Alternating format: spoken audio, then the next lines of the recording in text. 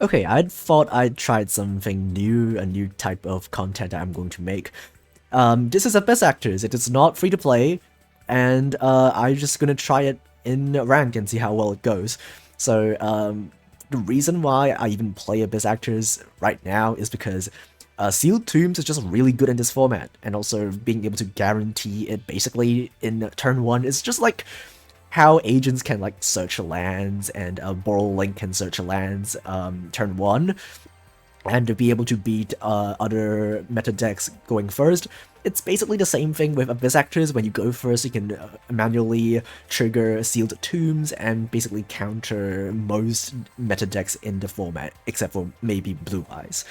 But yeah, as you can see, this deck is pretty pure. The only non-Abyss Actor monster we're playing in the main deck is 3 copies of Endymion, which is just really good as a utility. And everything else is just Abyss Actor stuff. And you might be wondering why we're playing so many engine monsters and even 3 copies of Abyss Script Rise of the Abyss King, and not playing stuff like MST or like generic backrow like IDP. That's because I want to.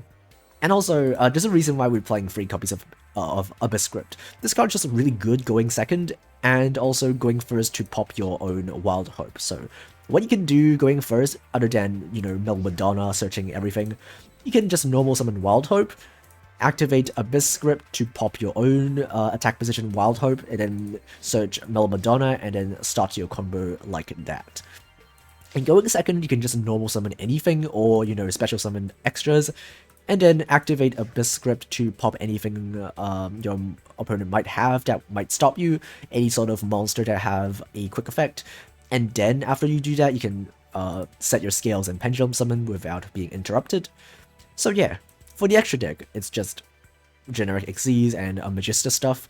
We're playing the Negate, the Back Row Pop, the Search, and also the Synchro just because we can, and also we don't really use the extra deck that much because Melmadonna does lock you into Abyss Actor Pendulums when you use its effect. So we're only playing a minimal amount of stuff that we actually can summon. We're playing the Utopia package, and it is really good in this deck specifically because one thing that we have a lot of level 4s. The second thing is that we do lower our life points quite a bit during our combo. Every time you search, you pay 1,000, so it's really easy to get to 1k and use the effect of Utopia Ray to snatch a win that way. And also 1 copy of Castell, just a really good generic rank 4. So yeah, this deck is fairly consistent. There's 6 starters, 3 Madonna and 3 extras. Wild Hope is kind of a starter if you also draw Abyss Script. And going first, you basically just summon any number of sassy rookies. It's really hard to get rid of, even to this day. Having just a number of them on the field, 2 copies or even 3 copies, is just really a headache for most decks to even deal with. 1 is already hard enough because it cannot be destroyed by battle or card effect once per turn, and also when it is destroyed, you get to summon 1 from deck. And if you have just multiple copies of it, every one of them has the protection effect, and that is just really hard for your opponent to get rid of. Also have 1 of the high scale. This is pretty good going second to steal your opponent's monster and give your opponent a really weak one. It is from the level up rewards, which is completely free to obtain as well. Okay, so let's hop into a live game and see how well this does. Well, we're playing against Zombies, which is actually quite popular in today's meta because it counters a lot of the top tier decks that use their graveyard and also need their type to be a specific one. Okay, so what we can do now is we can just activate Melmadonna and then start searching. And Zombies is annoying because even though it is a deck that uses the graveyard, it doesn't actually summon anything during their turn. They can wait until your standby phase, so that is something that you might want to consider. I'm gonna grab Sassy Rookie. We don't really need the level 7 turn 1. We can scale the Comical Relief, and then we can Pendulum summon everything we have in our hand. And because we are locked into Abyss Actor Pendulums, we can't actually Pendulum summon the Magistus, but we can normal summon it and then use the effect. But I don't think we really want to. Actually, yeah, let's do it. We can still use the effect to equip the link and then get ourselves some free draws.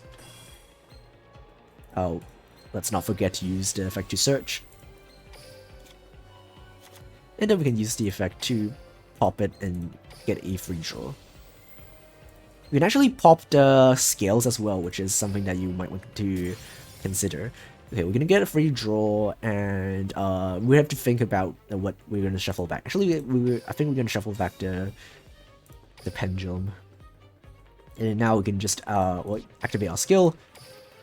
Even though I don't think it really does too much against zombies specifically, especially the Baylor version, but we still can do it anyway. And so yeah, let's see what our opponent can do. Okay, yeah, I think our opponent is just gonna scoop. That's fine, at least you get to see what this deck would do going first. We only ended on one Sassy Rookie, but usually we can end on more if we opened with more engine. But yeah, that's basically what you aim to do anyway. Okay, next game we're against Seto Kaiba, probably going to be Blue Eyes with Battle Chronicle. We're going first again, and unfortunately Blue Eyes is one of those decks that doesn't really care about sealed tombs. But we can see what we can do. We didn't open very well, so we're gonna have to bet that Endymion is gonna save us, and unfortunately our opponent probably has a hand trap for us. If it's Lancia, okay, it's Lancia, it's fine. And another good thing about this deck in this format is that it doesn't really care about Lancia, so you can just, you know, blank some of your opponent's cards if they happen to be playing Lancia. And now we're just gonna hope that we actually get one of our starters. Ideally, I'm gonna grab Madonna because we already used our normal summon. We can't really do anything with Wild Hope, I think. Okay, we do have a Wild Hope, which we can still scale it, I guess, but this doesn't really do too much in this situation. Yeah, we can scale it, but we can't use the Abyss Script to pop it. We can only use it as a turn 1 combo when we haven't used our normal summon. This we can normal summon the Wild Hope and then pop the Wild Hope. But now we basically just need to set skills and pass. Oh, I guess we can Pendulum summon the other Endymion. But I don't know what it's going to realistically do. I mean, yeah, we have 2 level 4s, but our level 4 package isn't really built around going first. As you can see, the rank 4 stuff we have are all built for going second, and that's because usually you won't be even able to make a rank 4 during the first turn because Madonna locks you into Abyss Actor Pendulums. So we're just gonna hope that we don't die, which is really not likely. As you can see, our opponent does have alternative and the normal Blue Eyes, so we're probably dead this turn. Okay, yeah, he's gonna make Neo Blue Eyes and then just pop everything, and that should be the end of the game. Usually, if we do have some Abyss Actor engine, if we have Sassy Rookie, they can't actually win over a Sassy Rookie, but we don't. We've kind of bricked, so that's unfortunate. Okay, we're facing as another zombie. What's up with all those zombies? Oh, actually no, it's a legacy skill. And we're going second, and oh no, you're playing Tuning the Sky. Okay, that's bad. That's bad. It's gonna be really good if we go first, because we can basically lock them out of doing anything. You know, agents, the Hyperion banishes from grave, and Venus summons balls, but it can really realistically do anything when they have Majesty on field to make their level 10.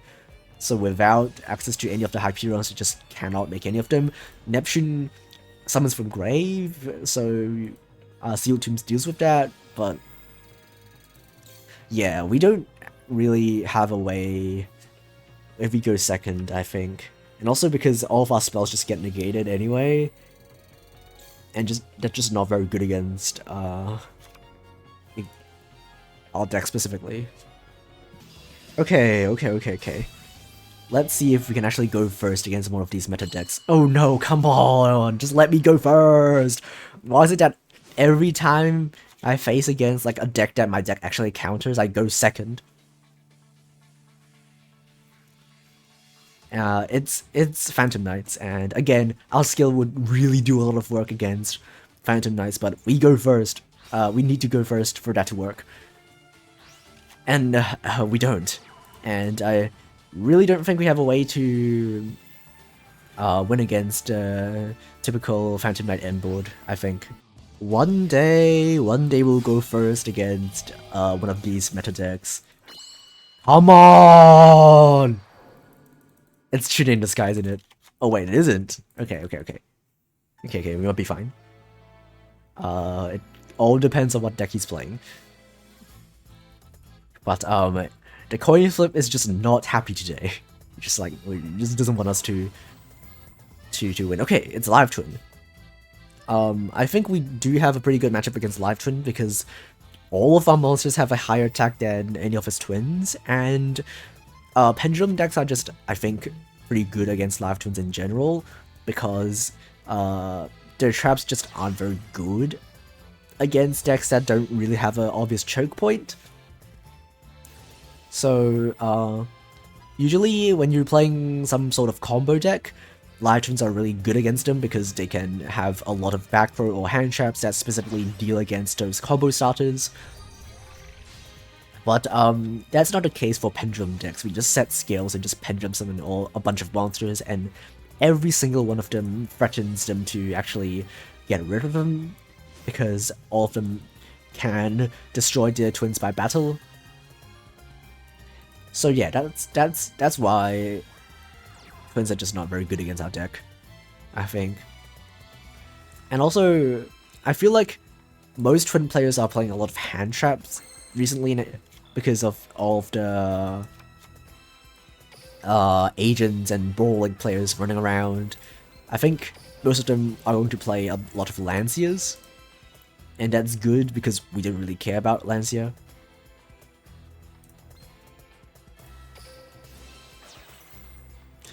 Okay, we're gonna actually be able to scale something from our deck. I think we're actually gonna scale the Wild Hope because we already have Madonna in our hand, so we're gonna do that. And then wait, we can actually activate our skill before we even pay any life points. That stops them from reviving anything with their evil twins. I don't actually know why they didn't link again using these two to make another twin. Maybe that's because they already know that we have Sealed Tombs, so maybe they're playing around that. Who knows? We can actually pendulum some comic relief, even though it's not really that ideal. But because he's playing Live Twins, he doesn't really have a lot of attack anyway, so we don't have to worry about it too much. And then we can just use the script from our hand, and then it cannot be responded because we have a level 7 or higher monster on our field. So we just get to pop all of his evil twins, and he doesn't even have an opportunity to respond to any of these. We also pop our own Wild Hope and get a free search from it. I'm gonna grab, let's see, grab Sassy Riki, I think. That's pretty good. And then we're gonna gain a bit of attack with Wild Hope, and then just go to battle. That's not lethal, but it is quite a bit of damage. And I have no idea why he has no activation. Maybe that's like an IDP or something. And that's like another good thing about this deck, is that it doesn't really care about like normal anti-meta staples or hand traps. This deck just doesn't care about. Like IDP does nothing. Hopefully one day I'll be able to actually go first against these meta decks. Come on, yes, we go first against Phantom Knights, I assume. Yep. And we do have combo, and that pretty much wins us the game.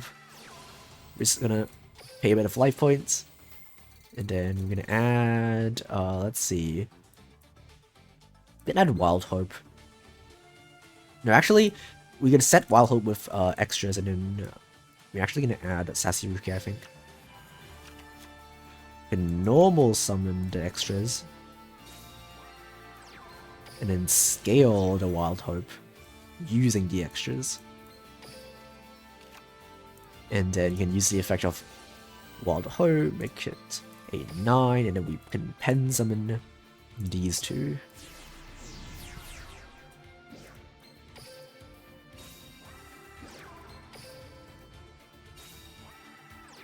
You can even set the Abyss Grip just so if our opponent pops it, we get its bonus effect.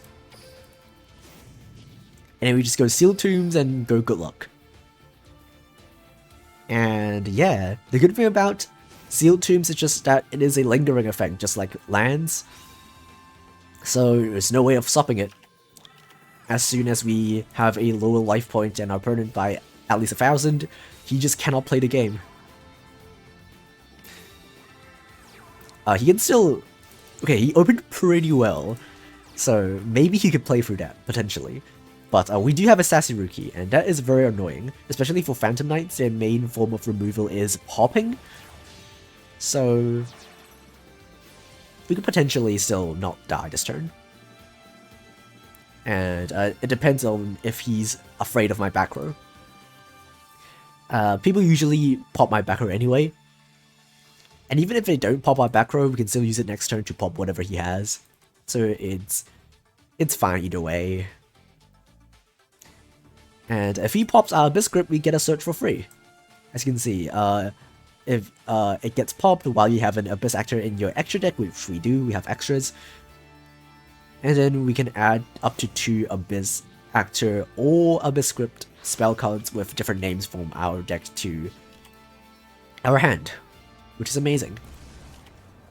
Oh, he's just not popping anything. Okay, that's interesting. It's very interesting.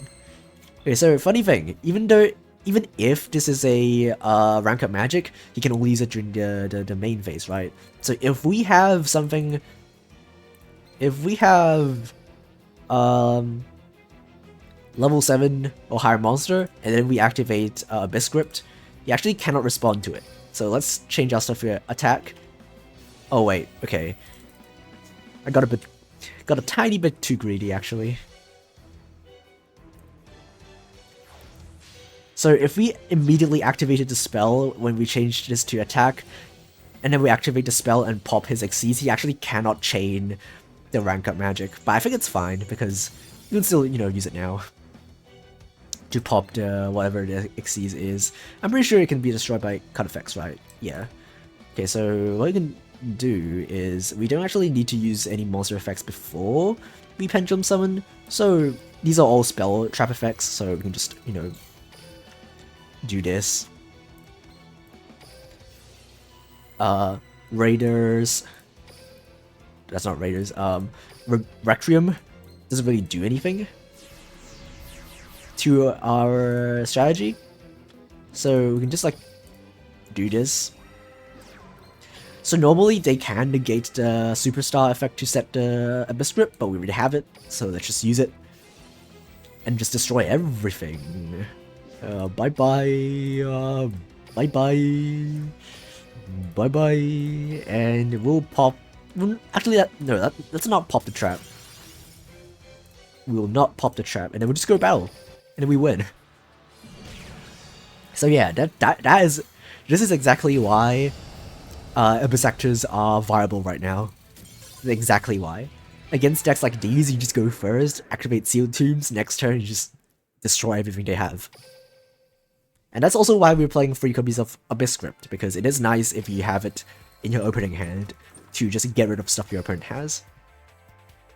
So we're back with the deck, and what do I think about this deck? It is pretty interesting. It is not, you know, top tier or anything. It still loses to a lot of stuff, especially Blue Eyes, if you don't open particularly well.